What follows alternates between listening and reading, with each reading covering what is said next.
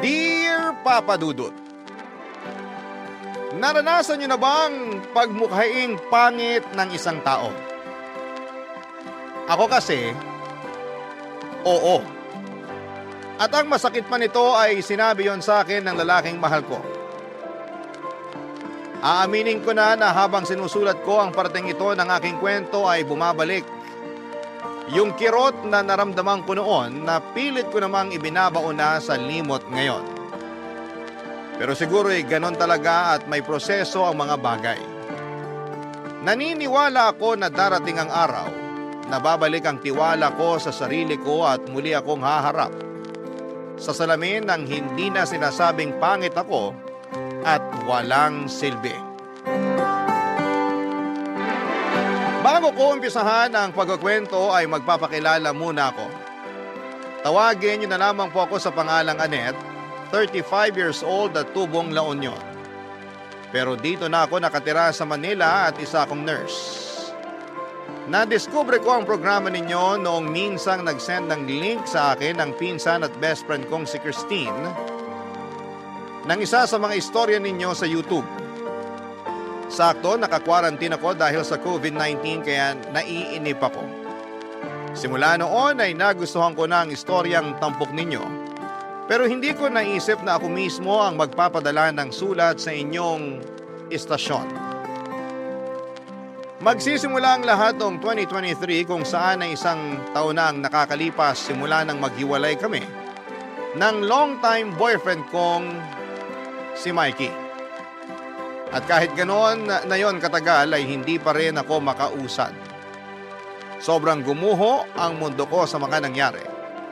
Na naapektuhan na nga ang buong katawan ko.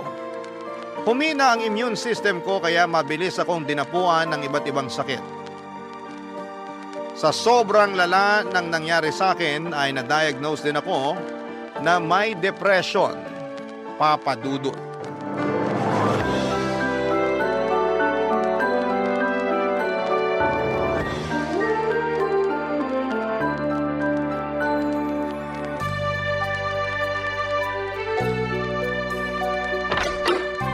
Surprise! Happy birthday, Annette! Hala, Christine! Nandito ka?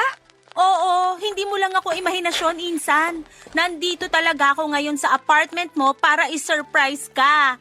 Happy birthday uli! Naku, thank you. Hindi ko expected tong pa-surprise mo, ah. May expected bang surprise? Sa bagay, wala nga naman. Pero paano ka nakapasok dito? Gaga, binigyan mo ako ng susi, di ba? Ay, oo nga pala. Mamaya na tayo magtsikahan. Blow mo muna tong candle sa cake mo. Dali, dali! O sige, sige. Yay! Happy birthday uli! Thank you, Insan. Lapag muna natin tong cake sa mesa. Teka. Liga, muna tayo sa sofa. Ikaw talaga? Nag-abala ka pang pumunta dito? Don't tell me galing ka pang La Union yan. Malamang. May mga pasalubong ako sa bag ko. Bigay ko mamaya. Pero kasi miss na nga kita. Alam mo namang ikaw lang yung pinsan na kasundo ko eh. Sus, inuto mo pa ako. Pero seryoso, bakit napaluwas ka? Yung totoo? Oo. Nakipagkita ako sa boyfriend ko eh. Taga Manila kasi siya. Tapos sa'yo, naisip kong bisitahin ka na rin dito sa apartment mo. Sakto, tinaon ko talaga na birthday mo. Kaya ako nandito ngayon. Sandali. Boyfriend? Correct. Taga Manila? Check! Gamit ang ballpen na pink! You mean, bago na naman to? Nadali mo. Galing naman ang pinsan ko. Galing ka dyan. Kakabreak mo lang nung nakaraang buwan ah. Nakakagulat meron ka nung dinadayong boyfriend dito sa Manila. Huwag ka nang magulat. Sa ganda ko ba namang to? Saka anong gusto mo, pagluksaan ko ng matagal yung breakup namin ng ex ko last month? Aba, hindi ako ganong klase ng babae, no? Mabilis lang akong makamove on. Ako kasi ganong klase ng babae. Hay, insan naman. Siyempre, magkaiba tayo. Hindi ko naman kinukumpara sarili ko sa'yo. Nasa'yo lahat ng oras sa mundo para mag-move on sa Mikey na yan. Oo, pero naiinggit lang ako sa'yo. Naiinggit ka sa akin? Bakit? Kasi sabi mo nga, mabilis ka lang makapag-move on. Ako kasi kahit na 1 taon na kaming hiwalay, feeling ko kahapon lang nangyari. Kahit na anong gawin ko, sariwa pa rin yung sakit. Kainis naman kasi yung ex mong mukhang unggoy eh. Hoy, sobra ka naman sa mukhang unggoy. Totoo naman ah. Akala mo kung sino? Hayaan mo na. Tas na rin naman. Kahit na, pag naaalala ko mga pinagsasabi nun, nababanas pa rin ako. Parang gusto kong puntahan dun sa Japan at tampalin ng patabingi, pataas, saka pailalim. Paano isang pala patabingi pataas at pailalim? Basta, gusto mo sample? Sige, subukan mo. Sa'yo ko gagawin yan. Charot lang, kau naman? Ay, ikaw ba wala pa rin ibang nagugustuhan? Hindi pa nga ako nakaka-move on, magkakagusto na ako sa iba. Bakit hindi? Malay mo, pag nagkagusto ka sa iba, makamove on ka. Alam mo, di naman yun masama eh. That way, malalaman mo na meron pa palang tao yung better kesa dyan sa ex mong unggoy. Kaya kung ako sa'yo, lumandi ka, girl. Huwag mong pigilan sarili mo na maranasang ma-inlove at mahawakan uli ng lalaki. Hoy, bastos mo naman. Wow, 17 years old? Ipapaalala ko lang sa'yo, 34 ka na, ante. Ay, oo nga pala. Basta ha, subukan mo uli. Lande is the key. Papadudot masaya ako na sinorpresa ako ni Christine sa birthday ko. Kaya niyaya ko siya na magstay muna sa apartment ko since work from home naman siya. Pumayag naman siya kaya masaya ako, Papadudot. Hindi ko lang basta boyfriend si Mikey, naging live-in partner ko rin siya for 3 years. Pero bago kami nagsama sa isang bubong, college sweetheart na talaga kami. Buong akala ko ay siya na yung lalaking mapapangasawa ko at magiging tatay ng mga anak ko. Admin staff si Mikey sa isang private company sa Mandaluyong. Pero vocal na talaga siya sa kagustuhan niyang mag-ibang bansa.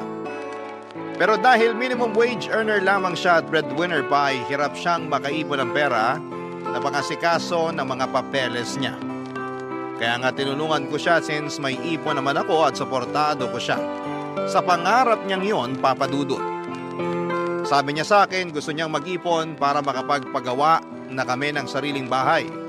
Natitirhan namin pag bumuo na kami ng pamilya namin. Bukod doon ay pinangakuan niya rin ako ng kasal pag uwi niya dito sa Pilipinas. Maraming pangarap si Mikey para sa amin pero lahat ng yon ay napako. Pagkalipas ng 3 buwan nung dumating siya doon sa Japan, napansin ko kasi tumamlaya ang komunikasyon namin at lagi niyang dahilan ay ang pagiging busy niya sa trabaho. Siyempre, inunawa ko yon dahil may trabaho rin naman ako pero lalong lumala ang sitwasyon namin. LDR na nga kami tapos ay lagi pa kaming nag-aaway. Apektado na rin ako habang nasa duty at may sa ilang beses nang umiyak sa CR ng ospital kapag break time dahil kay Mikey at sa mga misunderstandings namin. Tapos nalaman ko na lamang na may iba na siyang babae. Matapos isend sa akin ang katrabaho niyang Pinoy din ng litrato nilang dalawa ng babae niya. Nakokonsensya raw itong katrabaho niya na makitang niloloko ko ni Mikey kaya gumawa siya ng paraan para malaman ko. Kinompronta ko ang ex-boyfriend ko tungkol sa litrato na yon. Pero pinabulaanan lamang niya at sinabihan akong praning at mapagduda. Pero nagpatuloy ang panlalamig niya sa akin hanggang sa dumating yung punto na kinausap na niya ako para makipaghiwalay. Siyempre, tumutol ako. Ayoko pero ininsulto niya ako. Pinagsalitaan ang mga masasakit at masasama at aaminin kong tumagos yun hanggang sa buto ko. At kapag naaalala ko yon ay nanliliit ako, Papadudot. Yan ang dahilan kung bakit bumaba ang kumpiyansa ko sa sarili ko at kapag nakikita ko ang mukha ko sa salamin ay nandidiri ako. Iniisip ko ang lahat ng mga pangit na sinabi sa akin ni Mikey kaya niya ako hiniwalayan. Halimbawa noon ay ang mukha raw akong manang, pagod na pagod, stress at kung ano-ano pa. Pero dahil makulit si Christine ay sinubukan ko pa rin makipagkilala sa iba. Tama naman siya sa sinabi niya na pinipigilan ko lamang ang sarili ko na ma-in-love. Natatakot kasi ako na masaktan ulit kaya gusto ko na sanang protektahan laban dito ang sarili ko. Pero na-realize ko na hindi naman masama ang sinabi niya. wala namang masama kung susubukan ko ulit. Kaya nag-install ako ng dating app. At doon ay nag-cruise ang landas namin ni Rondel. Mas bata siya sa akin ng 2 taon at isang business owner.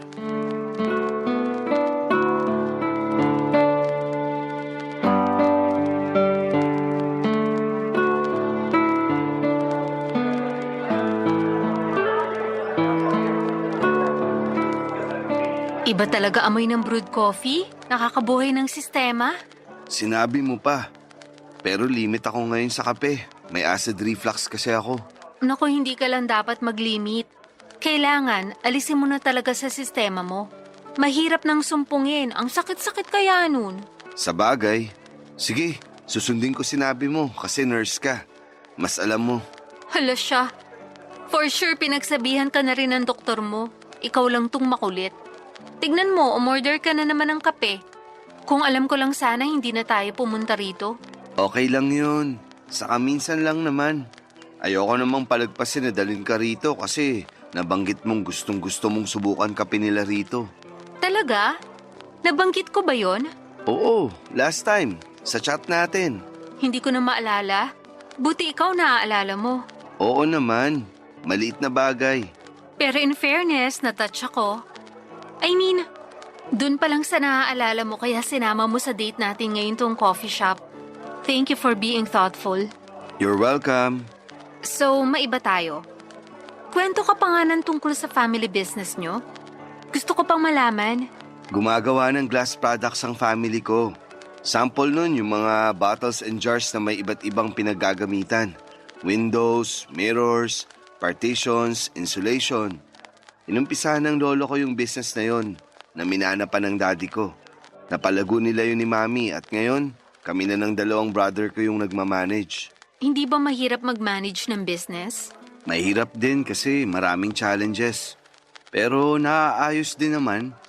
Yearly, meron kaming goals na sineset na dapat ma-achieve ng company namin. Hindi lang yan nakafocus sa sales. Kasama rin dyan yung benefits ng mga employee namin. Kasi sila ang backbone ng negosyo. Laging sinasabi ng lolo at daddy ko na pahalagaan namin ang aming mga tauhan. Dahil sila ang bumubuhay sa negosyo. Totoo naman, kaya ginagawa namin lahat ng makakain namin ng mga kapatid ko para mabigyan sila ng patas na benepisyo at karapatan. Nakakatuwa naman. Bilib na ako sa inyo. Sana ipagpatuloy niyo ang pangangalaga sa kapakanan ng mga employee niyo. Lalong pagpapalain ng negosyo. Pero sabi rin ng daddy ko, subukan ko naman daw makipag-date kasi puro na lang ako trabaho. Talaga? Sinabi niya yon?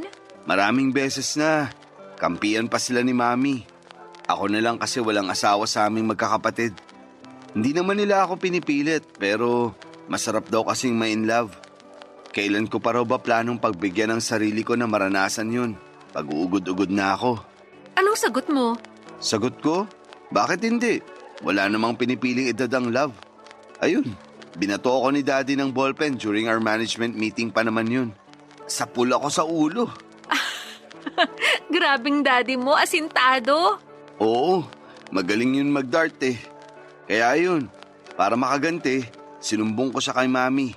Sinermonan siya sa call eh. Parang ang cool naman ng parents mo. Cool talaga sila. Bukod doon, napaka down to earth. Halata nga, kasi nagmana ka sa kanila. Binubola mo naman ako eh. Seryoso ako dun. O sige, thank you kung ganon. Welcome. May dimple ka pala, no? Ah, oo, meron nga.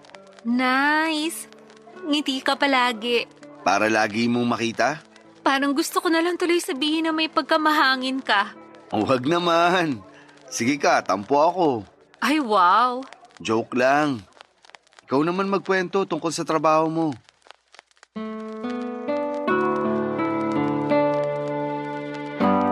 Papadudot aaminin ko na bago sa akin ang pakiramdam na makipag-date ulit sa iba dahil si Mikey ang first boyfriend ko. At kahit na 34 na ako noon ay feeling bagets pa rin ako. Pero masaya rin naman kasama si Rondel, kwela, palakwento at nakikinig kapag ako naman ang bumabangka. Natuwa rin ako sa pinakita niyang paghanga sa propesyon ko bilang isang nurse. Lalo na nga noong panahon ng pandemic. Nagtapos ang date namin nang ihatid niya ako sa nirerentahan kong apartment kung saan sinalubong naman ako ng nakangiting si Christine. Nagpatuloy ang pag-uusap namin ni Rondel at masasabi kong na-attach na ako sa kanya. Sino ba namang hindi, napaka-gentleman niya. At habang lumalalim ang feelings ko for him, ay mas lalo akong natatakot na baka masaktan lamang ako sa dulo. Marami akong tanong tulad ng paano kung hindi kami compatible. Paano kung katulad din siya ni Mikey? Nasa una lang magaling tapos ay idadump lamang ako sa huli. Kasi may nakitang mas better sa akin. Ayoko na ulit pagdaanan ang sakit na naranasan ko nang iwan ako ni Mikey, kaya naman nilinaw ko kay Rondel.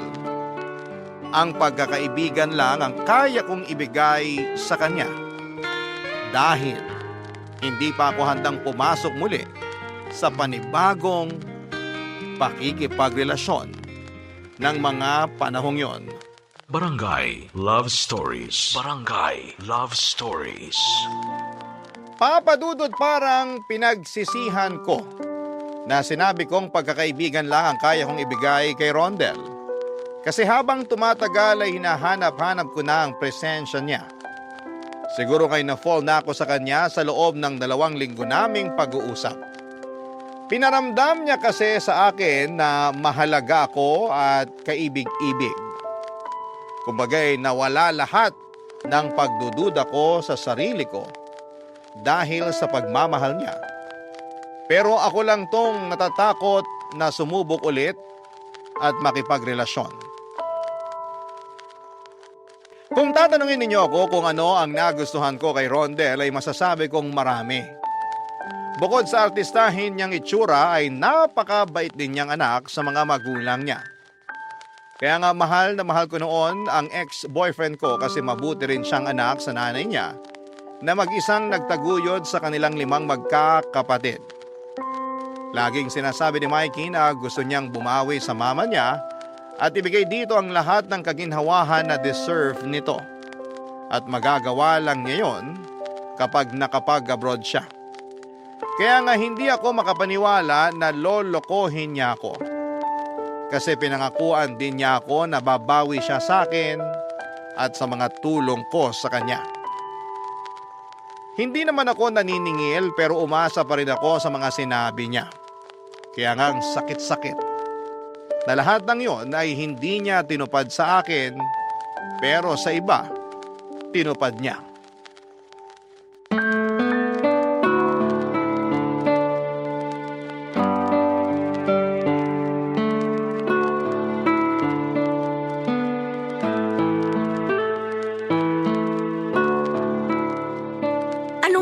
Sinabi mo? May problema ako. Buntis ka? Sira, ano ba yung pinagsasasabi mo? Umayos ka nga. For your information, maayos akong kausap. Ano na nga yung problema mo? Baka mapalala ko pa? Charot!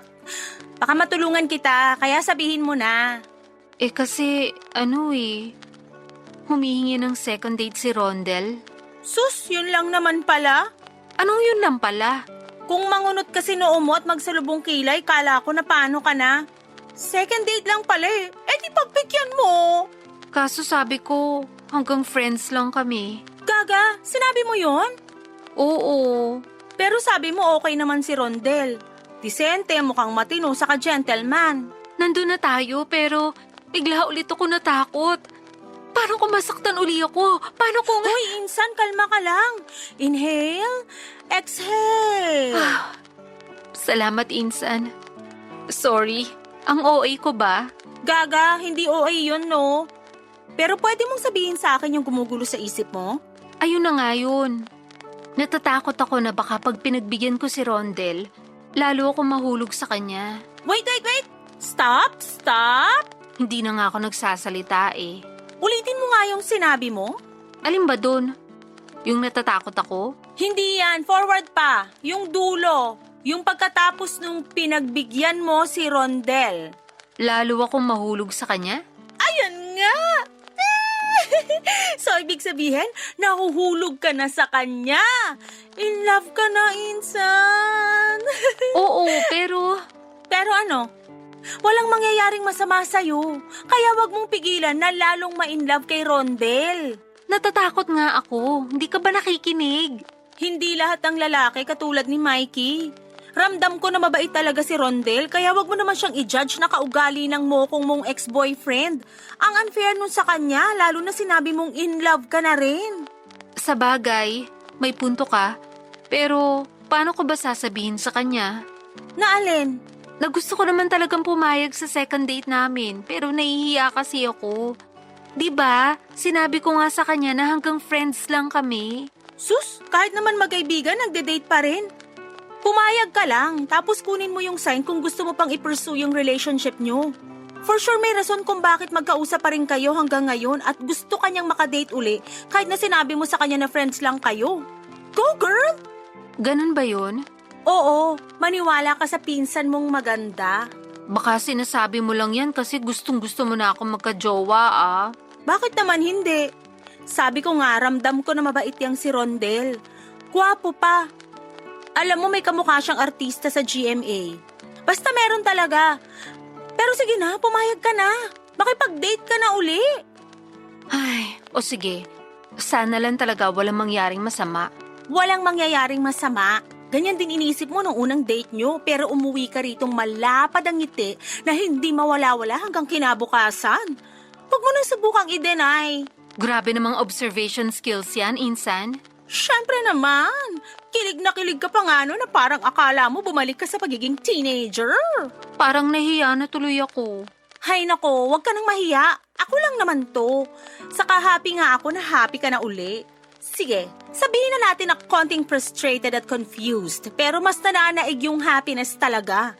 Ramdam ko sa aura mo. Talaga? Oo nga, at deserve mo yan. Ay, namiss ko talaga na makita kang in love, Insan. Kaya nga, sana wag mong pigilan sarili mo na maranasan uli. But this time, pang matagalan na. Magdilang anghel ka. Oo naman. So paano? Push na yan ha? Second date na to! Papadudot aminin ko na may point naman si Christine sa mga sinabi niya. Hindi nga naman tama na patuloy ko pa rin itali ang sarili ko kay Mikey at hayaan na siya lang yung maging masaya sa piling ng iba. Naisip ko na baka may dahilan kung bakit nakilala ko si Rondel.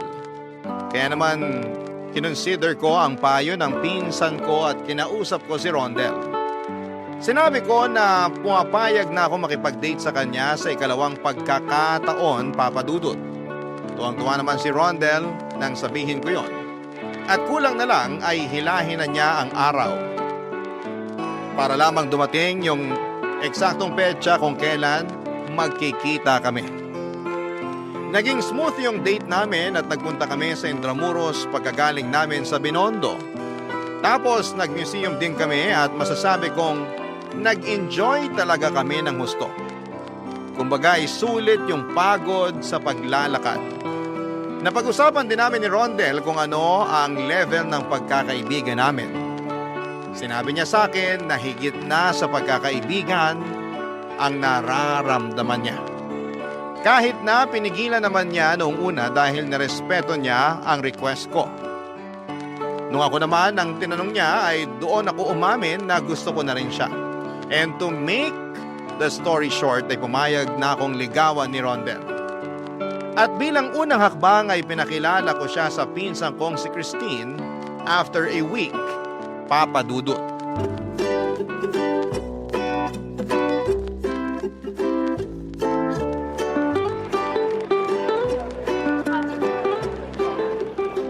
Rondel, siya nga pala si Christine. Yung kwento ko sa yung pinsan ko at best friend na rin at the same time. Dito muna siya ng ilang buwan. Wala kasi akong kasama. Hi Christine, maraming nakwentong magandang bagay tungkol sa'yo si Annette. Nice to finally meet you. Nice to meet you rin. Naku, sana nga maganda talaga yun. Mamaya pati kalukuhan ko, chinika niya sa'yo. Grabe ka naman sa akin, Insan. Eme lang, ikaw naman. Pero Rondel, Seryoso ka ba talaga sa panliligaw mo sa pinsan ko? Kasi kung hindi, ngayon pa lang, sabihin mo na. Seryoso ako sa panliligaw ko kay Annette. Totoo yung feelings ko sa kanya. Dapat lang. Kasi lagot ka talaga sa akin pag sinaktan mo pinsan ko. Hindi naman siguro gagawin ni Rondel yun. Huwag mo na siyang takutin. Hindi ko naman siya tinatakot. Kinakausap ko lang siya ng masinsinan. Naiintindihan ko naman kung bakit. Overprotective lang sa'yo ang pinsan mo. Correct! Mabuti pa, bili ka muna ng merienda dun sa convenience store. Mag-uusap lang kami nitong manliligaw mo. Pinapaalis mo ko? Oo. Sige na, go, go, go. Kuha ka na lang ng pera sa wallet ko. Bili ka kahit ano. Okay, pero huwag mong tatakutin si Rondel Oo na. Palagay mo sa akin. Rondel, bibili muna ako ng pagkain. Feel at home ka lang dito kasama tong pinsan ko. Mabait yan. Pasensya ka na ah. Di naman kita intensyon na takutin or what. OA lang tong si Annette, pero alam mo kasi, may pinagdaanan na yan na medyo nakakasira ng ulo. Kaya kung dadagdagan mo pa, ako na mismo nagsasabi sa'yo na lagot ka sa akin. Nakwento ba niya sa'yo yung tungkol sa ex-boyfriend niya? Nabanggit lang niya na masaklap daw yung hiwalayan nila kasi ng babae. Oo, ang tagal-tagal na nila. Akala nga namin sila na yung endgame. Kasal na lang kulang sa kanila pero niloko niya lang pinsan ko. Ang masahol doon, pinagmukha niya pang pangit.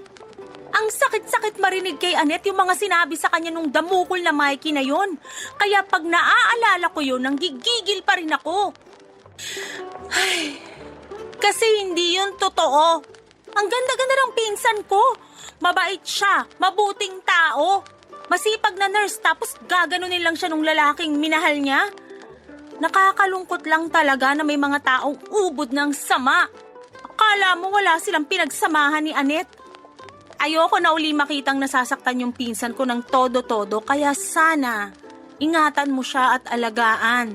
Yun naman yung ginagawa ko kahit na hindi pa kami.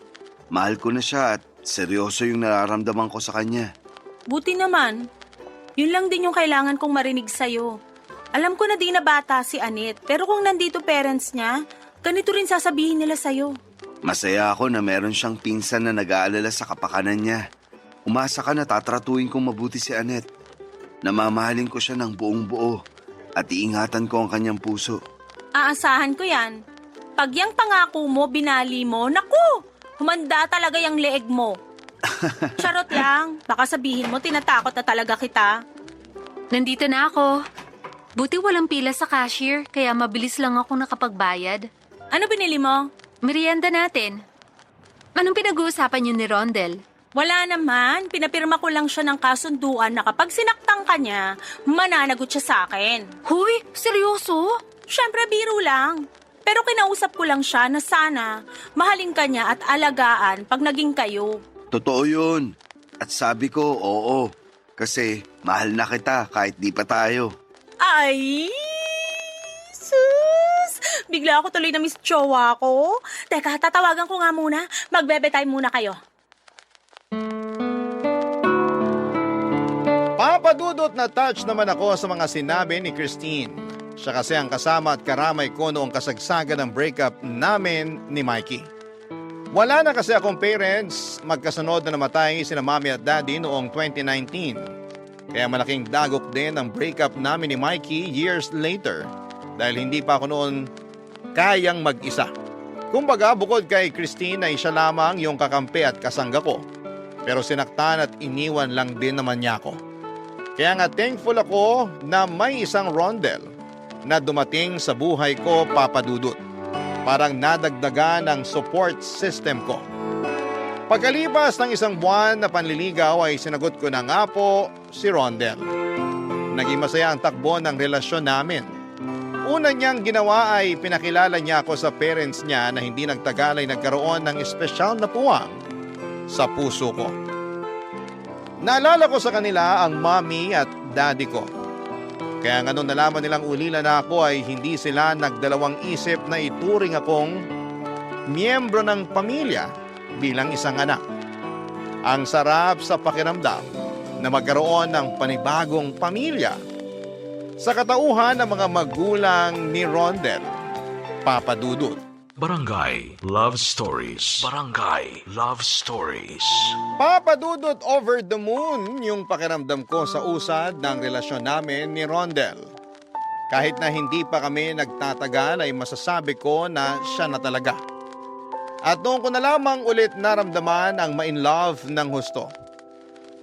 Mayahalin tulad ko sa magic yung nangyari kasi nabago bigla ni Rondel ang mga pangit na pakiramdam ko sa aking sarili simula nang sinaktan ako at pinagmukhang pangit ni Mikey. Hindi naman sa idinedepende ko sa kanya ang kumpiyansa ko, pero malaking papel ang ginagampanan ng sinasabi at pinaparamdam sa atin na mga taong malalapit sa buhay natin upang madagdagan ang tiwala natin sa ating mga sarili. Kaya nga ang laki ng pasasalamat ko kay Rondel dahil ibinigay niya yon sa akin. Hindi na ako nahihiyang tumingin sa salamin at hindi ko na rin sinasabihan ng masasakit na salita ang sarili ko.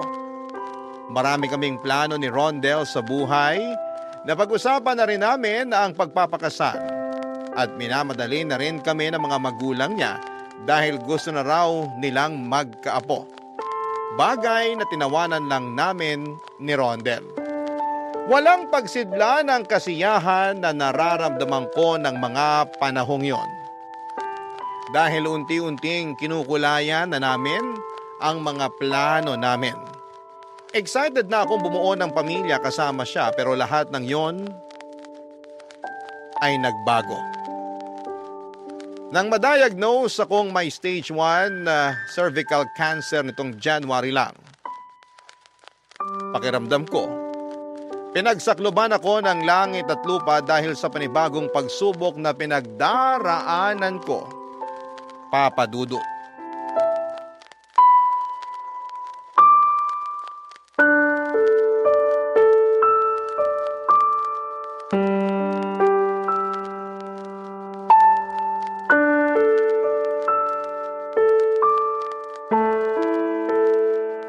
Thank you sa pagsama kanina sa akin sa ospital, Busy kasi si Christine, may meeting siya. Ano ka ba? Wala namang kaso yun. Masaya ako na nasamahan kita. Pero feeling ko nakakaistorbo ko sa'yo. Kasi marami ka pang dapat gawin sa company nyo, di ba? Oo, pero nandun naman sina daddy sa mga kapatid ko. Mas importante ka, Annette. Huwag mong sabihin yan. Sino lang ba ako? Ikaw lang naman ang girlfriend ko. Ewan ko pero hindi ko talaga mapigilan mag-isip ng ganun eh. Pakiramdam ko, pabigat na lang ako sa inyo ni Christine. Hindi totoo yan. Kahit kailan hindi ka naging pabigat sa akin. Sigurado na ganun din ang nararamdaman ni Christine. Peste naman kasing sakit to. Bakit ako pa talaga yung tinamaan? Kung kailan nagsisimula pa lang tayo magplano na magiging buhay natin. Saka naman biglang ganito. Paano na lang kung hindi na ako gumaling, Rondel? Gagaling ka. Naniniwala ako dun. Pero nawawala na ako ng pag-asa. Hindi ko mapigilang matakot. Okay lang matakot. Kasama mo naman ako eh. Basta kapag nakakaramdam ka ng ganun, kausapin mo ako. Para kahit paano, mabawasan yung takot at pag-aalala mo. Pero nahihiya na rin ako sa'yo. Ano ba kasi ang sinasabi mo? Bakit ka mahihiya sa akin? Boyfriend mo ako, di ba? Siyempre, ang daming what ifs. Hindi natin sigurado ang pwedeng mangyari dahil traitor tong sakit na to. Paano kung akala natin bumubuti na ako pero hindi naman pala? Tapos isang araw, bigla na lang ako mawala. Paano ka na? Ayokong mawala ka, Annette. Kaya pwede ba? Huwag ka naman magsalita ng ganyan. Kaya ka nga nagpapagamot. May mga gumagaling sa sakit na yan. Kaya hindi pa rin ako nawawalan ng pag-asa na malalagpasan natin tong pagsubok na to sa relasyon natin. Iniisip ko lang naman ang kapakanan mo. Ayaw kitang itali sa akin kasi walang kasiguraduhan tong sakit ko. Ano bang ibig mong sabihin? Naisip ko lang naman na mas mabuti siguro kung maghiwalay na lang tayo. Ayoko. Hindi ako papayag. Para nga makapag-move on ka na. Hayaan mo na lang ako. Kaya ko naman sarili ko. Nandiyan naman si Christine eh. Ayokong makipag-iwalay sa'yo dahil mahal kita. Ilang beses ko pa bang dapat sabihin yan? Saka anong makapag-move on? Sa palagay mo, ganun lang kadali yun? Hirap kasi sa'yo, masyado mong pinangungunahan yung mga bagay. Ayoko lang mas mahirapan ka. Ayoko lang maging kargo mo ko. Hindi ko naman iniisip yun. Masaya ako kapag nasasamahan kita sa pagpapagamot mo. Gustong gusto ko na inaasikaso ka kahit lagi mong sinasabi na kaya mo naman. Kaya bakit ka makikipaghiwalay? Hindi mo na ba ako mahal? Mahal kita, syempre. Oh, yun naman pala eh. Kung ano-anong iniisip mo eh. Sabi nga ng doktor, iwasan mo mag-isip ng mag-isip at magpaka-stress. Kung may iisipin ka, magagandang bagay na lang. Isipin mo na gagaling ka. Kasi yun ang iniisip namin ni Christine. Gusto ko naman talagang gumaling. Ayoko pang mamatay. Hindi ka pa mamamatay. Kasi di tayo titigil gawin lahat para gumaling ka. Basta, tandaan mo na hindi ka nag-iisa sa laban mo na to. Nandito kami ng pinsan mo. Nandito rin parents ko. Pinagdadasal ka nila, Annette. Kasi mahal na mahal ka rin nila.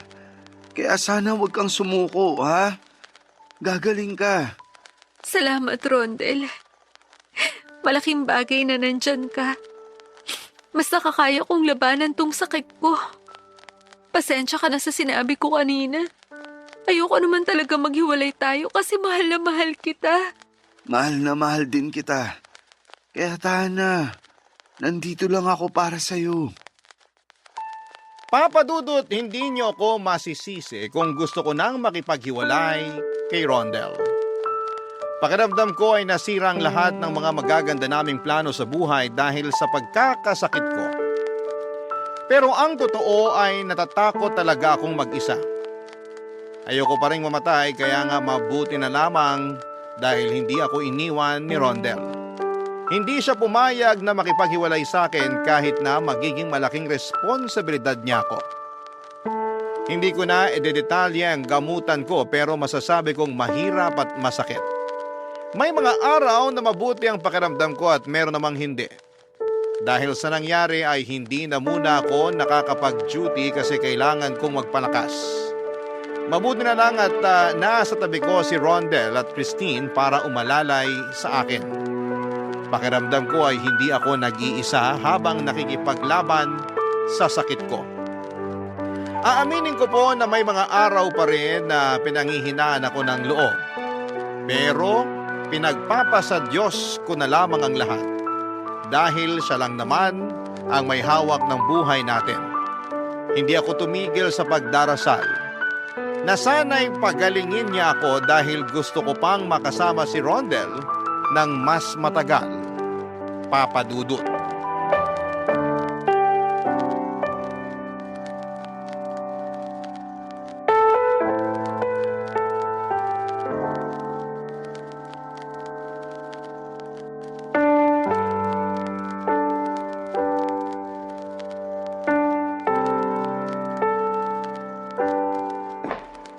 Oy, ano to?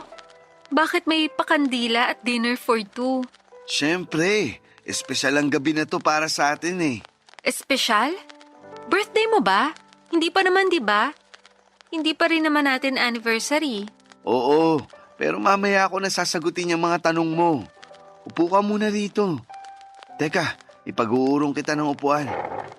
Ayan, Thank you. Upo ka na rin. sige. Matanong ko lang, sino nag-set up nito? Ang ganda. May pabulaklak pa. Kinuntsaba ko si Christine. Since pupunta tayo sa ospital ngayong araw, kinuha na niya yung oportunidad para mag-ayos dito. At bakit may pa-dinner date ka? Ano ba kasing okasyon? Sabihin mo na. Pinagpraktisan ko to pero parang di ko na alam paano sisimulan. Kainis naman. Uy, Rondel, kausap mo bang sarili mo? Hindi. Ay, oo. Ay, hindi.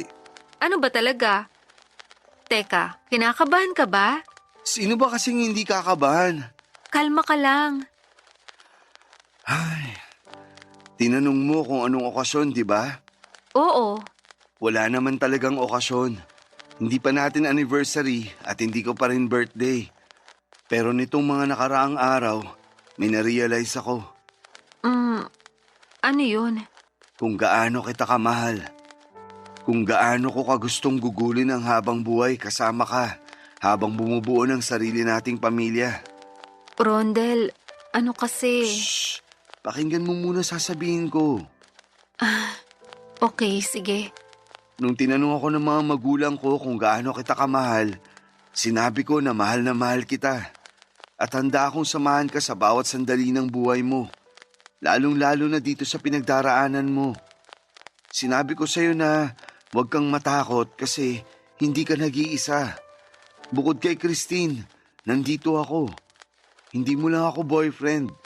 Kakampi mo rin ako na pwedeng-pwede mong takbuhan anumang oras. Thank you, Rondel. Naiiyak naman ako sa mga sinabi mo. Malaking bagay talaga yung suporta mo para gumaan tong pinagdaraanan ko. Kung wala ka, baka matagal na akong sumuko. Habang may buhay, may pag-asa. Yan lagi sinasabi sa akin ng mama ko. Oo, lumang kasabihan na yan. Pero naniniwala ako na totoo yan. Basta hindi lang tayo tumigil sa pagdarasal ng mga bagay na gusto nating matupad. Kaya nga sinabi ko sa mga magulang ko na gusto ko nang hingi ng kamay mo para maging asawa ko. At pumayag naman sila. Tinanong ko rin si Christine kung sang-ayon siya. Oo naman daw. May tiwala siya sa akin. Kaya ngayon, ikaw naman ang tatanungin ko, Annette. Pumapahayag ka bang maging asawa ko? Oo, Rondel. Pumapayag ako. Talaga? Talaga? Ang cute mo, pero oo nga. Talagang talaga. Thank you, Annette. I love you so much. I love you so much din. At thank you rin sa pagmamahal mo sa akin. Akin na daliri mo. Isusuot ko muna tong singsing sa'yo. Ayan. Ang ganda-ganda naman ito. Maganda yan. Pero mas maganda ka pa rin. Naku, ito na naman po ang fiancé kong bolero. Hindi kaya kita binobola. Nagsasabi lang ako ng totoo. Oo na, dyan mo ko nakuha sa matatamis mong salita. Pero seryoso, kinikilig ako. Excited na ako maging asawa ka. Excited na rin ako. Tingnan mo, naiiyak ulit ako.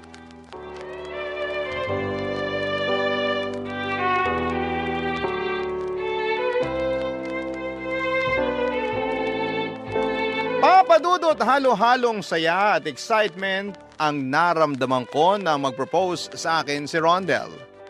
Feeling ko tuloy ay ako na ang pinakamagandang babae ng gabing yon. Hindi lang kasi ako makapaniwala na matutupad ang matagal ko ng hiling na maikasal sa lalaking mahal na mahal ko. Bagay na hindi naman noon na ibigay sa akin ni Mikey. Totoo nga ang kasabihan na wala yan sa tagal kundi sa lalim ng pagmamahal ng dalawang tao. Sa kasalukuyan ay tuloy-tuloy pa rin ang pagpapagamot ko at tulad ng sinabi ko ay may mga araw na mabuti at merong hindi.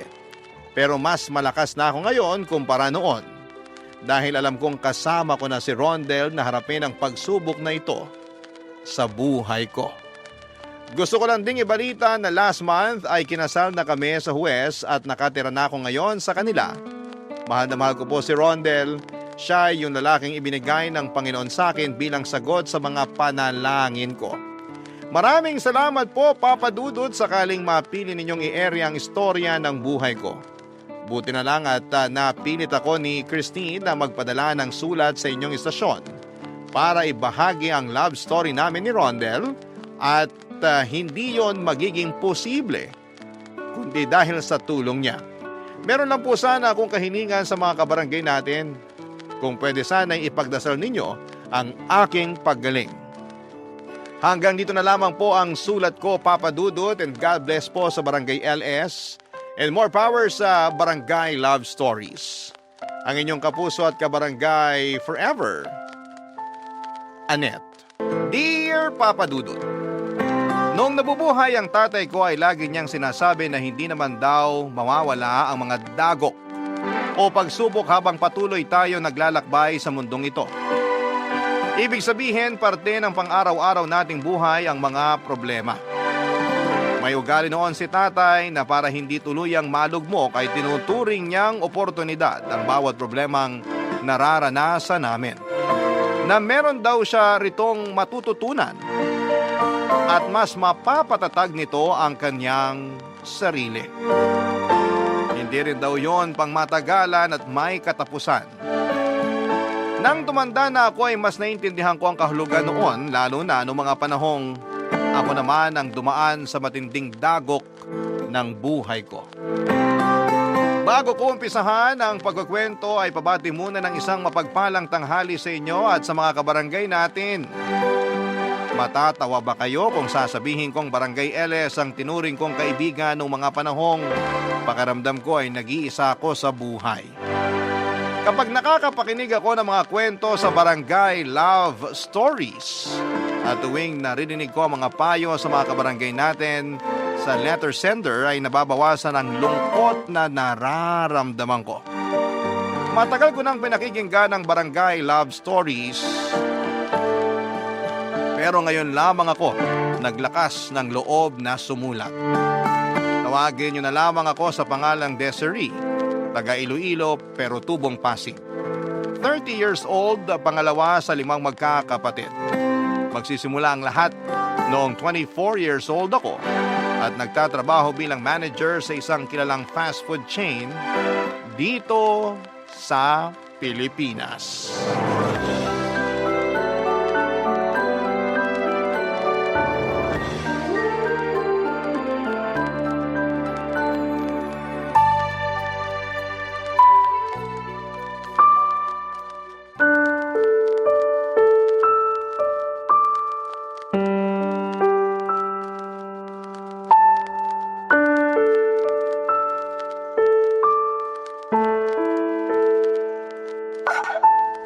Bakit walang pagkain? Peste naman. Nagugutom na ako. Hoy! Bakit di niyo ako tinirhan ng pagkain? Kuya Jed, lasing ka ba? Nako, hindi Nakainom lang ako. Sinasamantala mo talaga na wala rito yung mag-ina mo kaya todo inom ka kasama mga barkada mo. Tapos uwi ka rito nagwawala. Nagugutom kasi ako. Gusto kong kumain. Bakit kasi walang makain sa pesting pamamahay na to? Meron naman, may cup noodles doon. Yun na lang kainin mo. Ayoko nga. Pagkain ba ng tao yun? Sira ulo ka na talaga. Anong sabi mo?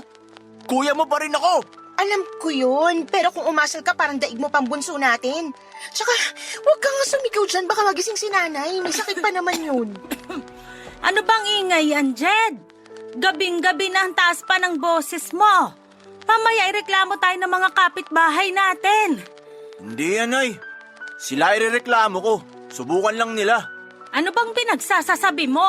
Basta, yun na yun. Bingin nyo naman eh. Lasing na naman po yan si kuya. Sinabi nang hindi nga ako lasing eh.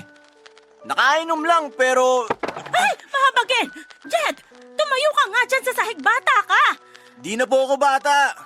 27 years old na ako, Nay. Pero isip bata ka pa rin kahit matanda ka na.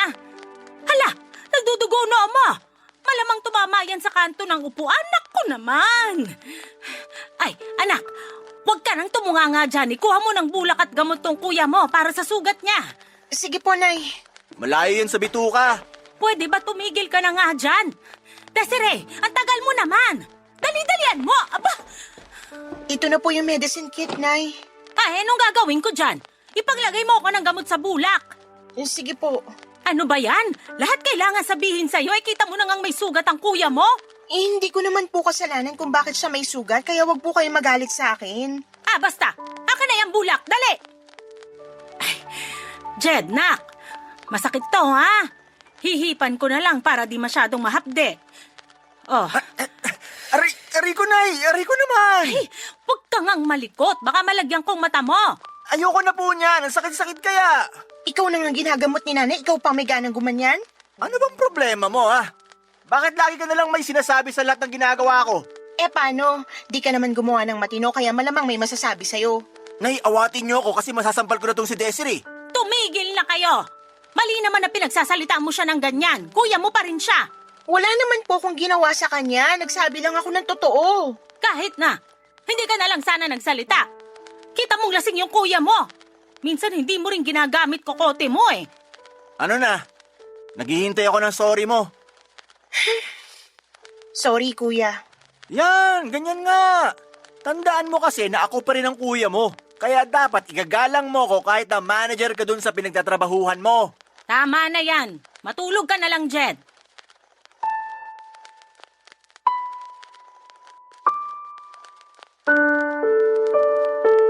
Papadudot ang Kuya Jed ko ang panganay sa amin at nag-iisang lalaki sa magkakapatid.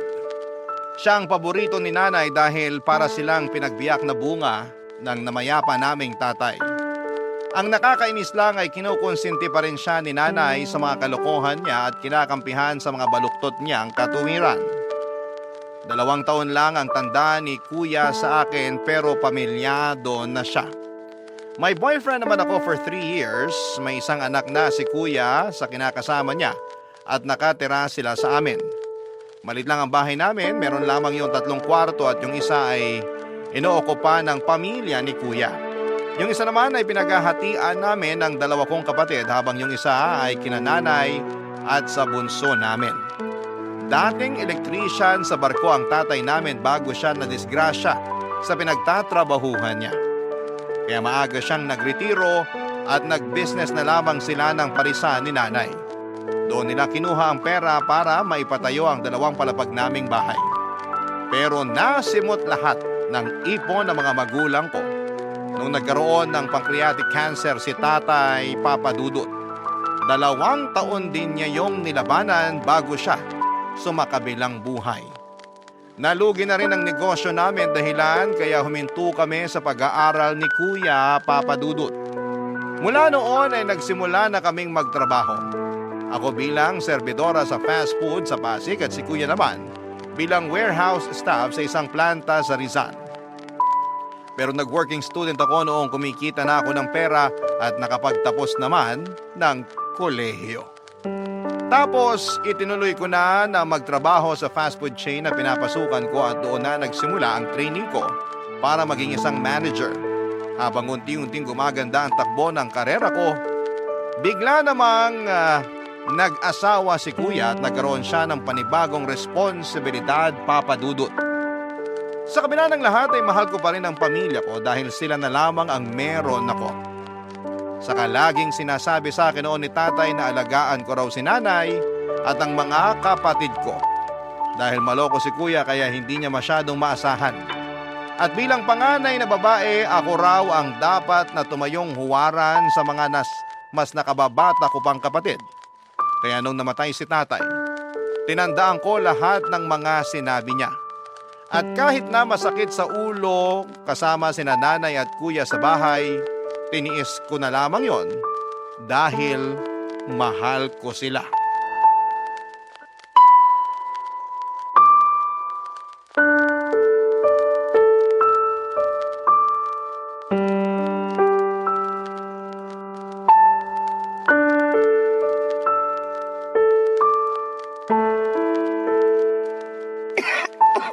Kuya naman! Doon ka nga mag-yosi sa labas, wag dito sa loob ng bahay. Alam mo namang hikain bunso natin eh. Ano bang problema mo? Wala naman siya rito. Kahit na, ako nga naubo. Maarte ka kasi. Hindi ako maarte. Ikaw yung kung umasta parang walang pakialam sa amin. Yung anak mo, di mawala ng hala kasi panay ka yosi.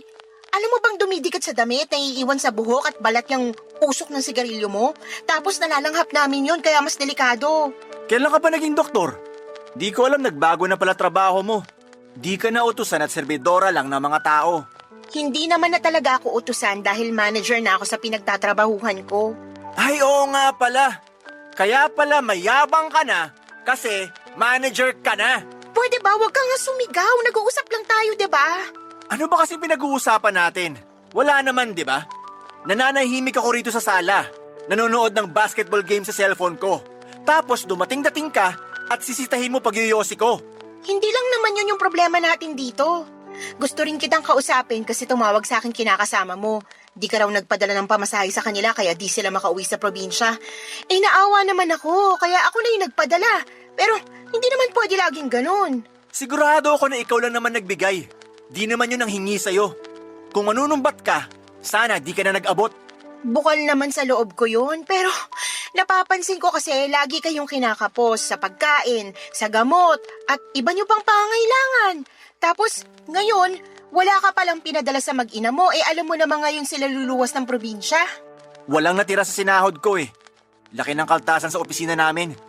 Tapos may mga binayaran pa akong utang. Bakit may pambisyo ka kung wala na palang natira sa sahod mo? Nilibre lang ako ng mga kaibigan ko. Maniwala sa'yo. Galante ka sa ibang tao pero sobrang kuripot mo naman sa amin, pati sa pamilya mo. Alam ko na ikaw na naman yung naglabas ng pera at gumastos sa inuman nyo nung isang araw, pati na rin kagabi, kaya wala kang pera. Ano ba kasing pakialam mo kung saan ko ginagastos pera ko? Pera ko yun, hindi yun sa'yo. Tsaka, kapal naman ang mukha mo ang pakialaman pati pagbibisyo ko eh. Wala ka namang ambag. Tsaka ka na magsalita kung ikaw na tumutustos sa pang-alak at pang-yosi ko. Bakit ko naman gagawin yun? Ano ka, hilo? Aba, hilu-hiluhin ko mukha mo eh. Nag-aaway na naman ba kayo?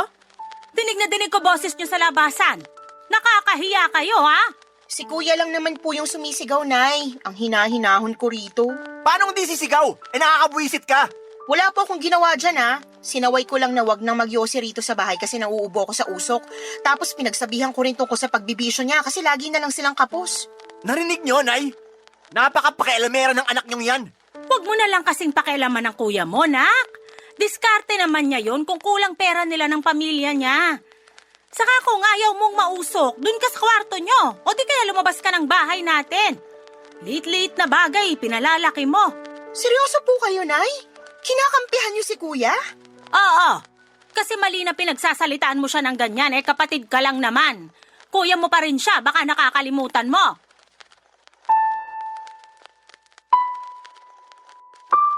Nakakainis lang kasi ako pa rin ang lumalabas na masama na nang pinagsabihan ko si Kuya Jed tungkol sa pagbibisyo niya. Concern lang naman ako sa pamilya niya dahil nakikita kong kinakapos na sila at mas nahihirapan ako dahil kargo ko sila. Ang gusto ko lang naman ay tulungan niya ako sa pagtataguyod ng pamilya pero lumalabas na kasama pa siya sa responsibilidad ko.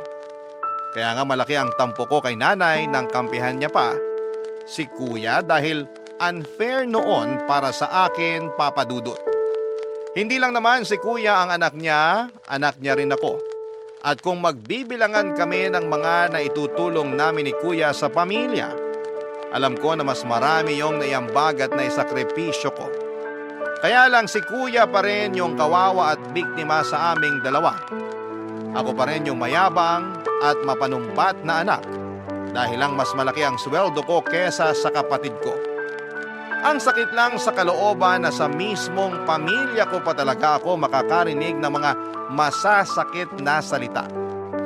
Kaya nga pagkatapos ng pagtatalo naming yon, ay nagmukmuk ako sa kwarto at umiyak. Hindi ko na lamang namalaya na nakatulog na ako at kinabukasan ay nagising ako sa sigaw ni nanay. Umalis daw sa bahay si Kuya Jen na may dalang ilang piraso ng mga damit. Nagalit sa akin si nanay at sinisisi niya ako dahil nasaktan ko raw ang ego ni Kuya. At sa mga sinabi ko, kaya naglayas ito sa bahay. Barangay Love Stories. Barangay Love Stories. 5 araw din pong hindi umuwi sa bahay si Kuya dahil nagtatampo siya sa akin.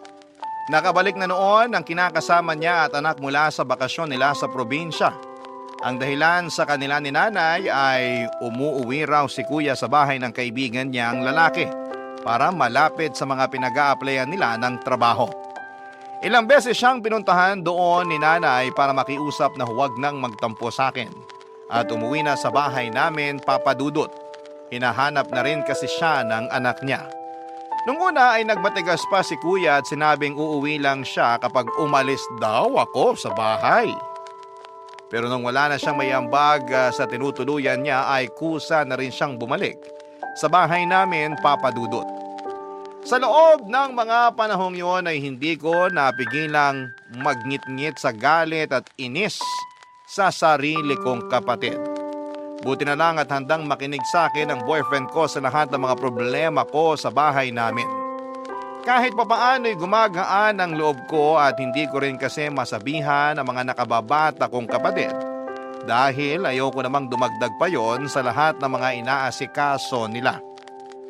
Gusto ko ay focus lamang sila sa pag-aaral nila at ayoko rin na magalit sila sa nanay at kuya namin. Kaya naman sinolo ko na lamang lahat ng bigat sa dibdib at sama ng loob na nararamdaman ko. Wala namang perpektong pamilya. Lahat may kapintasan at kakulangan, kaya alam ko na normal lang yung pinagdaraanan namin.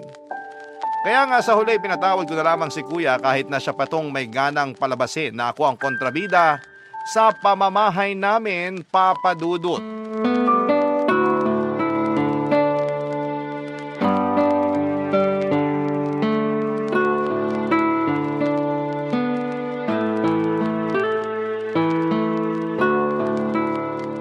Nay, ito na po yung sweldo. Uy! Nako, buti na lang nagbigay ka na. Said na ako wala nang budget. Teka, bakit kulang to? Nay, ako na po magbibigay sa mga kapatid ko ng baon nila. Ha? Eh bakit naman? Ako nagbibigay sa kanila, di ba? Opo, pero nagsabi kasi sa akin na kulang daw binibigay niyo at madalas pinagkakasya na lang nila sa pagkain at mga project nila sa school. Ay, naku naman. Napakagastos kasing mga bata. Nung panahon namin, di nga kami binibigyan ng perang pambaon ng mga magulang namin. Pero di naman kami kinakapos. Iba naman po yung panahon nyo sa panahon natin ngayon. Tsaka, nagmahal na rin ang mga bilihin kaya nagulat ako nung sinabi nila sa akin na kulang daw sa napagkasunduan nating allowance nila yung binibigay nyo. Saan nyo po ba ginagastos yung iba, Nay? Ha? Eh, dito pa rin naman sa bahay. Eh, syempre, kulang yung binibigay mong pangkain natin, kaya nagbabawas ako ng allowance ng mga kapatid mo. Maliit lang naman yon, kurot lang, kaya wag kang magalit. Hindi naman po ako galit. Nagtatanong lang po ako. Nay, may pera ka ba dyan? Ha? Bakit? Anong gagawin mo? Lalabas kami ng mga barkada ko. Konting inom lang naman pero kinapos kasi ako eh. Nagbigay ako sa kinakasama ko kaya ayun. Wala akong pera, anak. Wala raw.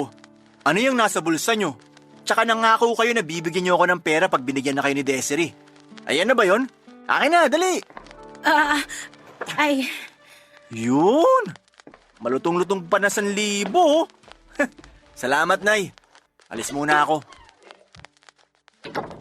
Tama ba yung nakita ko? Binigyan nyo ng pera si Kuya, Nay? hindi ko naman binigay.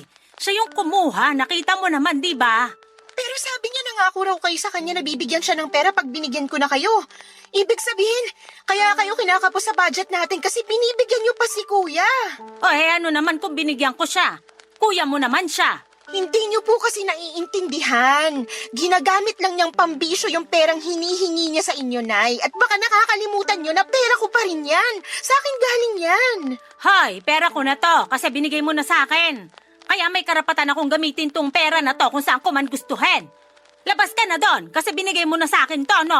Akala niyo po ba ganun lang kadaling kumita ng pera tapos ibibigay niyo lang kay Kuya pang bisyo niya? Alam ko kung paano kumita ng pera, kaya wag mo akong pangaralan dyan. Saka ikaw tong mas malaki sweldo kaysa sa inyo ng kuya mo. Bakit pinagdadamutan mo siya? Narinig mo naman sinabi niya, binigay niya dun sa kinakasama niya yung pera kaya kinapos siya. Natural, kasi responsibilidad niyang buhayin yung mag-ina niya. Sa lagay, kapag kinakapos siya, sa inyo siya hihingi ng pera para ano? Kapusin yung budget natin dito sa bahay, pati na rin yung allowance ng mga kapatid ko? Mabuti sana kung sa may kwenta niya ginagamit yung pera, pero sa bisyo niya, Nay. Hayaan mo na. Gusto lang naman maglibang ng kuya mo. Nagkwento sa akin yon. Aburido siya sa trabaho nila kasi nasermonan sila ng bisor nila. Kaya gusto raw niyang uminom. Ay, ewan ko sa inyo, Nay. Parang lahat na lang ng ginawa ni Kuya tama sa paningin niyo. Ikaw lang naman tong laging nakikitaan ng mali kuya mo kaya madalas kayong nag-aaway. Huwag kang masyadong mayabang at huwag ka ring bastos sa kuya mo.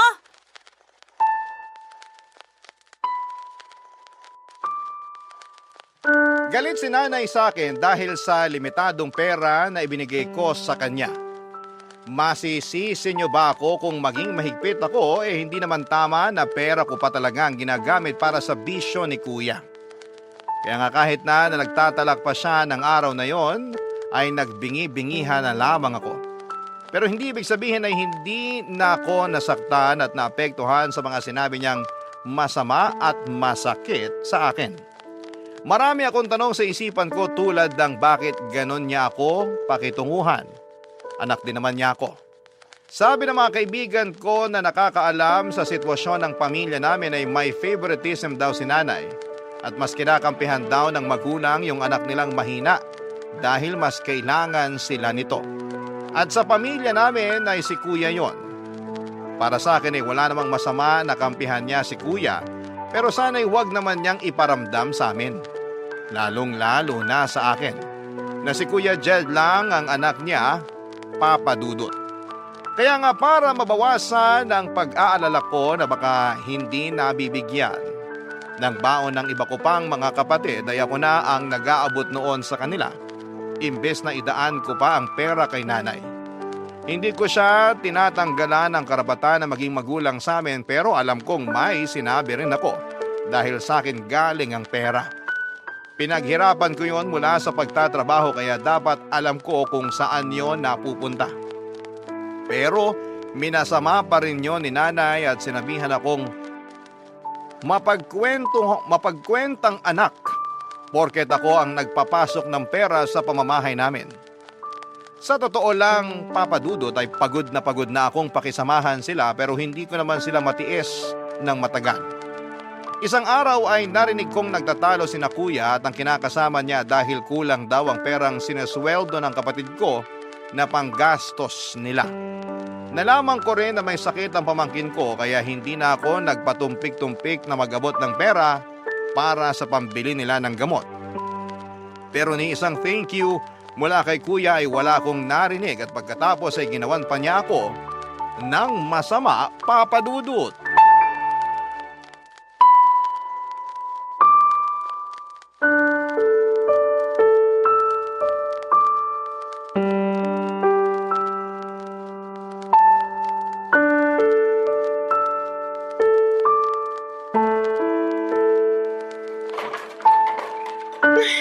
Hala, nasa na yun?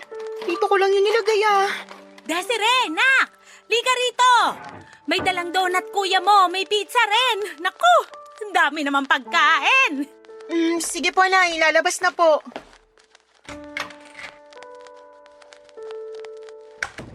Kain lang kayo, Nay. Marami po yan. Kain ka na rin, Desiree. Baka sabihin mo, ikaw lang na ikaw nagdadala ng pasalubong dito sa bahay. Wala naman akong sinasabing ganon, Kuya. Sus, nababasa ko kaya sa mga mata mo. Ang dami niyan ah. San mo kinuha pinambili niyan hindi mo pa naman sweldo? May pera ako, no? Talaga lang ah. Nangutang pa nga sa akin kinakasama mo kanina lang kasi wala na raw kayo ni Singkong duling pambili ng bigas. Kaya hindi ako naniniwala na may pera ka, Kuya. Nayo, tingnan niyo yung ugali ni Desiree. Sumusobra na. Masisisi mo ba ako? Nakakapagtaka kasi. Sige nga, saan galing pinambili mo ng mga yan? Inutang mo, no? Hindi kaya... Binigay niyo, Nay? Wala na nga akong pera kasi tinitipid mo ko. Kung ganun, baka naman ninakaw mo. Pinagbibintangan mo ba ako? Oo, Ano bang pinagsasasabi mo? nawawala po yung kwintas ko na yung regalo sa akin ng boyfriend ko. Hinanap ko na ng mabuti pero wala talaga. At iniisip mo na kinuha ko yon? Siraulo ka na ba? Ano bang hinihitit mo? Nung nakaraan mo pa tinatanong kung nasasanla yun, tapos paulit-ulit mong sinasabi na ibenta ko na lang kesa itago para mapakinabangan ko naman. Sabi mo pa kung sa'yo lang yon, malamang naging pera na yon. Pero hindi ibig sabihin nun, kuya mo na agad ang kumuha. Matakot ka nga sa Diyos nang bibintang ka eh. Pero Nay, mahalaga kasi sa akin yun eh. Nakakapagtaka lang kung paano nagkaroon ng pera si Kuya pambili ng mga pagkain na yan kung di niya kinuha at binenta yung kwintas ko. Tsaka masisisi niyo ba ako? Ilang beses niya na akong kinupitan, pati nga kayo pero pinagpapasensyahan niyo lang. Ibang usapan naman yon. Alam mo ikaw, nakakasama ka ng loob ah. Kapal pati ng apog mong pagbintangan ako. Ikaw na nga tong dinalan ko ng pasalubong. Hindi ko kailangan ng mga pasalubong mo. Aminin mo na kasi na ikaw yung kumuha. Ano naman ang gagawin ko doon? Parang peke naman. Mamaya wala pang tumanggap na sanglaan. Kita mo na! Ikaw talaga kumuha nun eh! Hindi ako! Siraulo! Tumigil ka na, pwede ba? Nababaliw ka na ba? Di kita pinalaki para mambintang. Bago mo akusahan ng kuya mo, alamin mo muna yung totoo. Bakit Bakit kayo galit na galit sa akin pero pag yung anak niyong gumawa ng katarantaduhan, kinukonsinti niyo? Ang unfair niyo, Nay! Paano di ako magagalit sa'yo? Basta-basta mo na lang tinuturo ang kuya mo. Mamaya nawala mo lang eh. Di kasalanan mo. Sigurado po ako na si Kuyang kumuha nun, kaya aminin mo na, Kuya Jed! Wala akong aaminin, kaya manahimik ka! Baliw! Tatamaan ka na talaga sa akin pag di ka pa tumigil. Lintik na to. Minta ka na.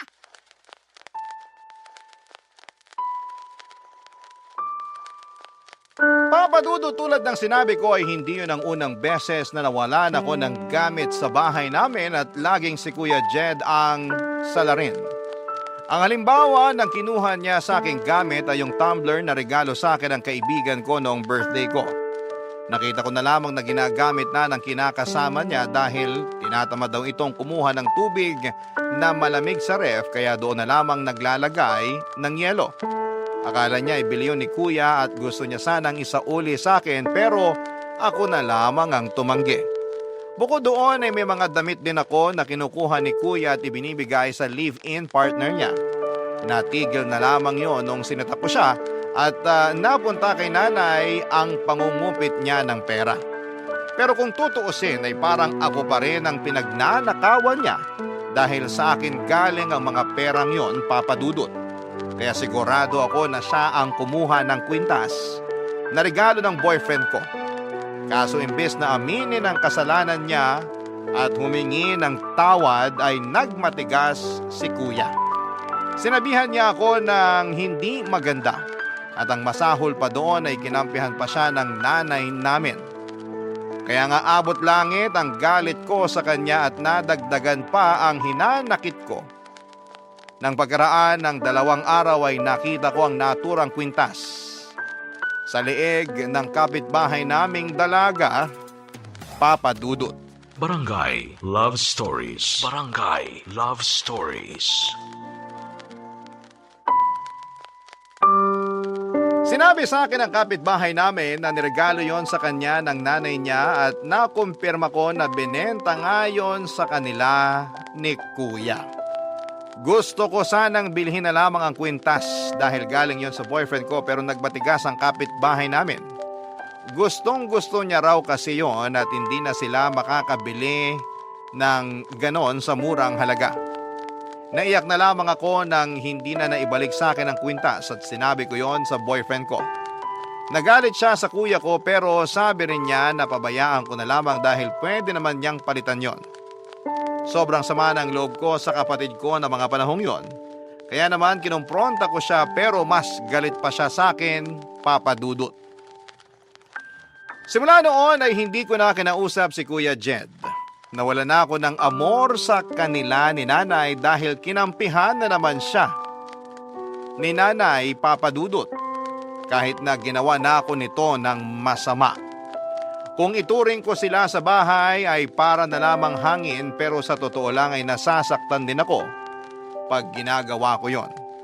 Kaya lang ay wala na talaga akong lakas para kausapin at pakisamahan sila dahil sa mga ginawa at sinabi nila sa akin. Nagsorry naman sa akin ang kinakasama ni Kuya at nangako na babayaran na lamang yung kwintas. Pero ako na mismo ang tumanggi. Naisip kong palagpasin na yon. Pero hindi ko akalain na may gagawin na namang mas masahol pa doon ang Kuya Jed ko, Papadudot.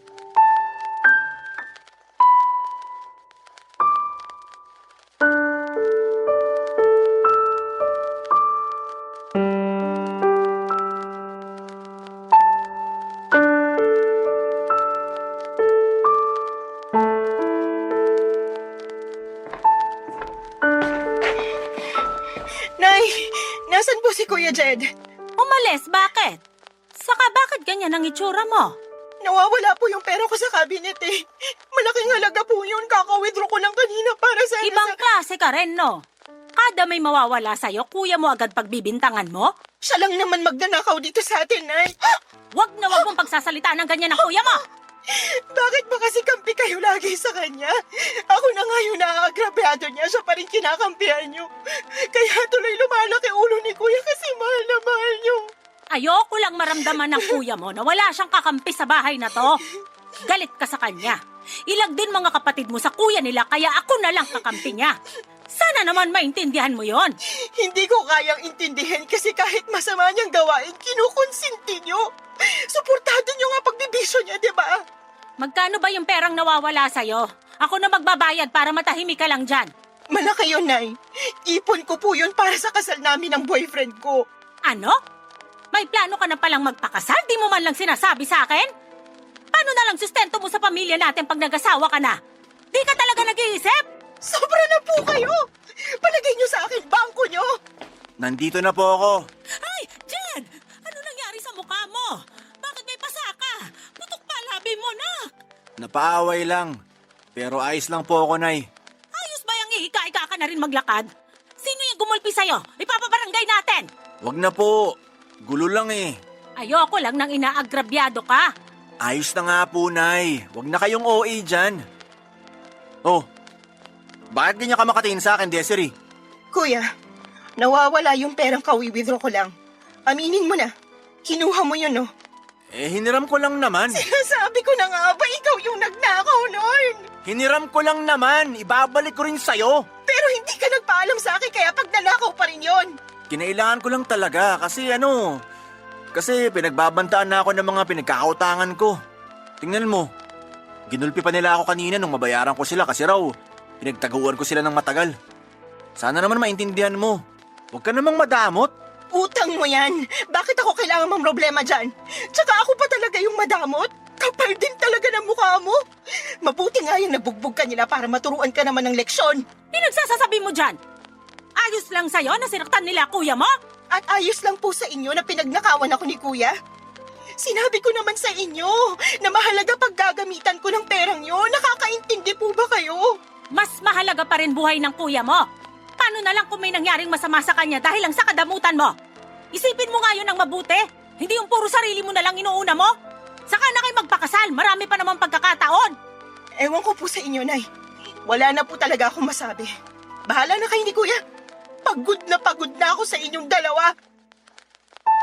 Naiyak na lamang ako sa palusot ni Kuya Jed matapos niyang kuhanin ang perang winidraw ko. Siguro nga gano'n na siya kadesperadong makabayad sa mga pinagkakautangan niya kaya nagawa niya akong pagnakawan. Pero imbis na magpakumbaba at mag-sorry ay nagmalaki pa si Kuya at sinabihan akong madamot. Nang mga panahong yon ay sumabog na ang lahat ng naipong galit sa dibdib ko para sa kanya. Kaya hindi na ako nakapagtimpi at napagsalitaan ko na sila ng hindi maganda ni nanay. Galit na galit ako kay Kuya Jed. Gigil na para bang gusto ko siyang balatan ng buhay. Pero nagtimpi pa rin ako, Papa Dudut. Pagkatapos noon ay tinawagan ko ang boyfriend ko para magpasundo sa kanya. Hindi ko na kasi kayang matulog sa bahay namin kasama ang konsentidor kong ina at barumbado kong kuya. Ang plano ko isang gabi lang sana mag-i-stay sa apartment ng boyfriend ko pero habang nandun ako, sinabi niya sa akin na tanggapin ko na raw yung inaalok niya sa akin na makipag-live-in sa kanya. Ilang beses na rin kasi niya akong sinabihan na tumira kasama niya. Pero ako lang ang tumanggi dahil gusto ko sanang magpakasal muna kami. Pero dahil sa ginawa ni Kuya mukhang mapopospone ang matagal na naming plano. Pero sinabi sa akin ng boyfriend ko na pwede pa rin naming ituloy ang kasal dahil may budget pa naman siya. Natuloy ang kasal namin sa West pagkaraan ng 2 buwan simula nang lumipat ako sa apartment niya. Sobrang saya ko dahil iba yung kapayapaang dulot noong malayo na ako kina nanay at kay kuya. Bagaman ako pa rin ang sumusuporta sa mga nakababatang kapatid ko lalo na sa pag-aaral nila. Pakiramdam ko ay unti-unti na akong nakakabangon dahil wala nang pabigat sa buhay ko. Hindi na rin naman ako kinausap ni nanay at kuya. Ang sabi lang ng mga kapatid ko ay nahihiya raw sila sa akin. Pero ako na mismo ang kusang pumutol sa ugnayan namin. Masama na kung masama pero para naman yon sa peace of mind ko. Mabilis na lumipas ang 2 taon, Papa Dudut. Nagulat ako nang biglang makatanggap ako ng tawag sa cellphone mula kay nanay.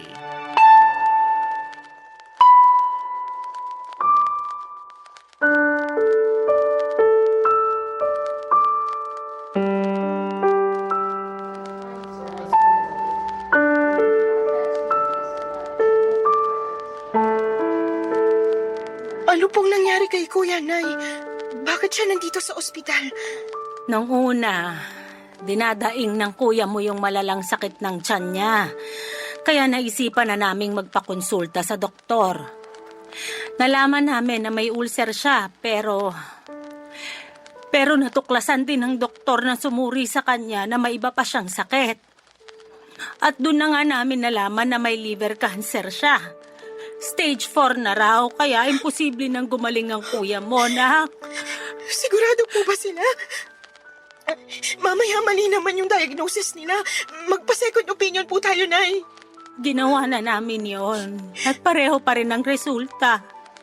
Ito rin kasing kuya mo. Tagal na palang may iniindang sakit pero di nagsasabi. Tingnan mo, lumala na tuloy. Kailan pa po nandito sa ospital si Kuya? Mag-iisang buwan na. Pero bakit ngayon niyo lang po sinabi sa akin, Nay? Kuya mo yung may desisyon noon. Nahihiya raw kasi siya sa'yo kaya ayaw kanyang istorbohin. Ayaw na raw niya na isipin mo siya lalo na ang dami-dami niyang kasalanan sa'yo. Ako rin naman may kasalanan sa'yo, nak. Kaya sana, patawarin mo ko. Pinapatawad ko na po kayo. Ayos na po yun. Hindi na po ako galit sa inyo, Nay. Sising-sisi kami kasi sinagad namin pasensya mo. At nahihiya rin kami sa'yo kasi masama yung sinukli namin sa mga kabutihang ginawa mo para sa pamilya natin. Aaminin ko, malaki po tampo ko sa inyo ni Kuya. Pero sapat na po yung 2 taon na hindi tayo nag-usap. Sa totoo lang, miss na miss ko na po kayo. Lagi ko nga kayong kinukumusta sa mga kapatid ko eh. Wala lang talaga akong lakas ng loob na umuwi sa bahay natin para dalawin kayo. Natatakot din kasi ako na baka di niyo ako tanggapin at pagsalitaan niyo na lang ako na masakit eh. Sorry po, Nay. Kung umalis ako sa atin at iniwan ko kayo. Wala kang dapat ihingi ng tawad. Kami ang may nagawang mali sa'yo, nak. Siguro ito na yung karma namin, kaya nangyayari ito ngayon sa kuya mo. Hindi naman po siguro, Nay. Pero saan daw po ba nakuha ni Kuya yung sakit niya? Saan pa ba? Eh di sa bisyo niyang pag-inom ng alak. Kasalanan ko to eh. Kung hindi ko lang sana siya kinunsinti nun, di sana mangyayari to sa kapatid mo. Pabaya kasi kung ina, kaya nagkasakit siya ng ganyan. Huwag niyo na pong sisihin ang sarili niyo, Nay. Kailangan na lang po nating ipagamot si Kuya para gumaling siya kahit na sinabi ng doktor na wala ng pag-asa. Nasaan po ba yung kinakasama niya? Tsaka yung pamangkin ko? Nasa bahay yung pamangkin mo. Yung kinakasama niya, matagal na siyang hiniwalayan. Iniwan sa amin yung bata para sumama sa ibang lalaki. Ano po? Seryoso ba yan? Sawang-sawa na raw siya sa kuya mo kasi pulpol at walang pera. Kaya naghanap ng mayaman at sumama agad doon. Ay, ewan ko sa kanya. Ano ba yan? Napakamalas naman ni Kuya. Grabing dagok naman to sa kanya, Nay. Kaya nga sising-sisi ang kuya mo. Ngayon sinisingil na siya at wala na siyang magawa kasi parang doble o triple raw yung ganti sa kanya ng kapalaran. Awang-awa talaga ako sa kapatid mo, nak. Kung pwedeng sa akin na lang mapunta yung sakit niya, bakit hindi? Diba? Huwag niyo naman pong sabihin yan, Nay. Kailangan pa po kayo ng mga kapatid ko. Kailangan pa po namin kayo. Nandiyan ka naman eh. Ikaw nang bahala sa mga kapatid mo. Pagod na rin kasi ko. Kung mamamatay ang kuya mo, sana mamatay na rin ako.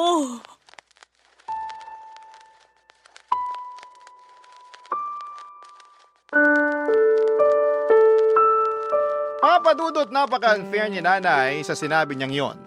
Biglang bumalik yung mga nawala kong tampo sa kanya pero inisip ko na baka pagod lamang siya at emosyonal ng araw na yon.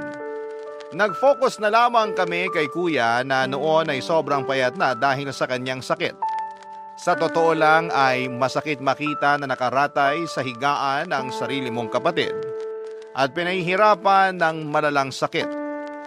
Doon ko nga napatunayan na kahit anong laki ng galit ko kay kuya, kaya ko siyang patawarin, madugtungan lang ng ilang pang taon ng buhay niya. Kaya nga nagdasal ako ng husto sa Diyos na pagalingin niya si Kuya Jed, pero mukhang may ibang plano ang may kapal para sa pamilya namin. Binawian ng buhay si Kuya pagkalipas lamang ng 3 araw simula noong malaman ko ang tungkol sa kalagayan niya. Sa loob ng 3 araw na yon ay nakapag-usap naman kami ni Kuya. Nakahingi siya ng tawad sa akin at nakiusap na kung pwede alagaan ko raw ang anak niya.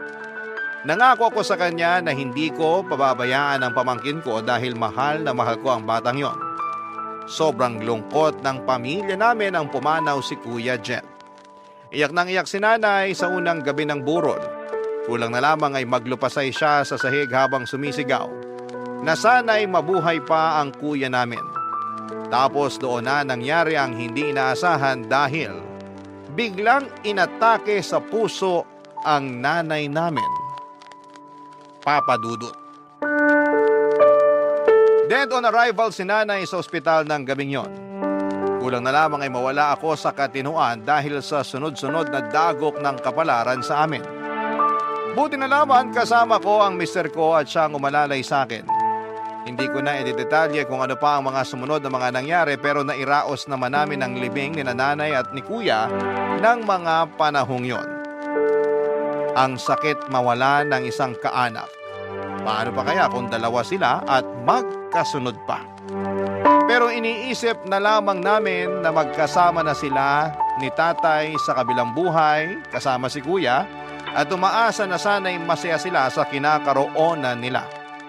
Sa kasalukuyan ay napagtapos ko na ng pag-aaral ang mga kapatid ko at nasa pangangalaga ko ang pamangkin ko na tinuring ko na ring tunay na anak. Mula sa Pasig, dito na kami nakatira sa Iloilo nang madestino rito ang mister ko. Masasabi ko na kahit marami kaming pinagdaan ng problema, ay nalagpasan namin yun at naging matatag kami, Papa Dudut. Bukod doon ay masaya na ako para sa pamilya ko. Lalo na noong nakaraang taon lang ay biniyayaan na kami ng anak ng asawa ko. Maraming salamat po sakaling mapili po ninyong itampok ang kwento ng buhay ko at sana ay may napulot na aral at inspirasyon ng mga kabarangay natin matapos itong mapakinggan. More power po sa Barangay Love Stories at Barangay LS 97.1.